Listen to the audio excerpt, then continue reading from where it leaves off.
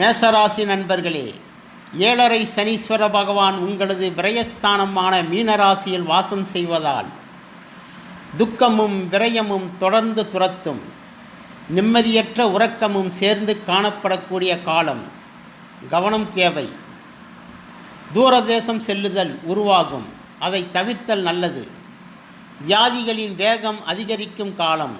கஷ்டத்தை கண்டு கலங்காமல் காலத்தை கடந்து செல்ல முயற்சிப்பது நல்லது. பேசும் பேச்சை குறைக்கவும். பிரயாணத்தில் கவனம் தேவை.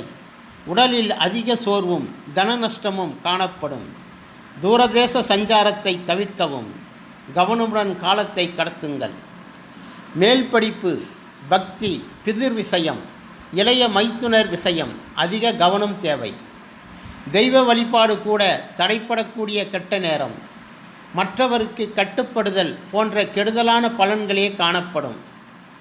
இருப்பினும் கடன்கள் கட்டுக்குள் நிற்கும். நண்பர்களும் பகைவர்களும் கை கொடுப்பார்கள். பணியாற்றும் நிலையில் முன்னேற்றமும் லட்சுமிகரமும் தன லாபமும் உண்டு. கூடக்கூடாத ஸ்ரீ சிநேகிதம் இருந்தால் தவிர்க்கவும். சத்துருக்களை ஜெயம் கொள்வீர். எதிலும் வெற்றி. நன்றி, வணக்கம். மீண்டும் குரு பெயர்ச்சி பலனில் சந்திப்போம். உங்களுக்கு பிடிச்சிருந்தா லைக் பண்ணுங்கள், ஷேர் பண்ணுங்கள், கமெண்ட் பண்ணுங்கள். மறக்காமல் சப்ஸ்கிரைப் பண்ணி பக்கத்தில் உள்ள பெல் ஐக்கானை கிளிக் பண்ணுங்கள்.